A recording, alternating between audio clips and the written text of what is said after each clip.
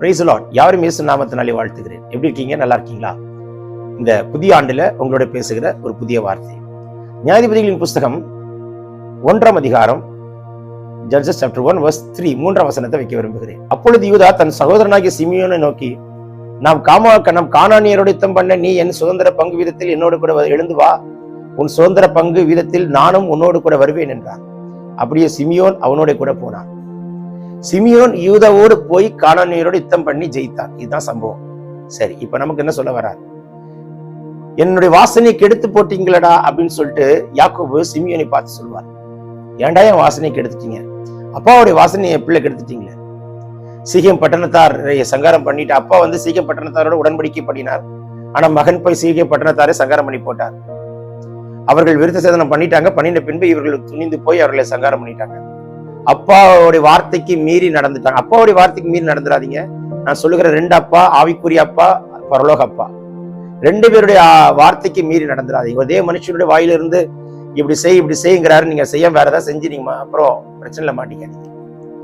So இப்ப தகப்பனுடைய வார்த்தைக்கு மீறி நடந்துட்டா, அதனால என் வாசனை நீங்க கெடுத்து போட்டீங்களடா அப்படின்னு சொல்லிட்டு சிமியோன மேல வருத்தப்பட்டார். யாரு? யாக்கோபு.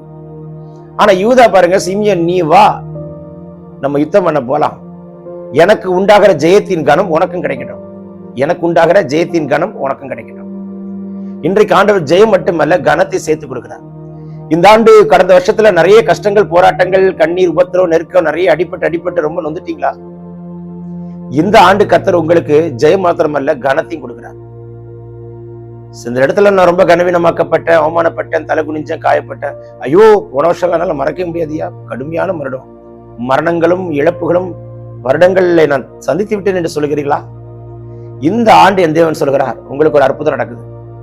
கனம் பெற்ற என் பார்வை கருமையானபடியால் நீ கனம் பெற்றாய். சோ கர்த்தர் உங்கள் தராசை இந்த ஆண்டு உயர்த்துகிறார். இன்னைக்கு ஒரு அற்புதம் நடக்குதுன்னு நினைச்சுக்கோங்களேன்.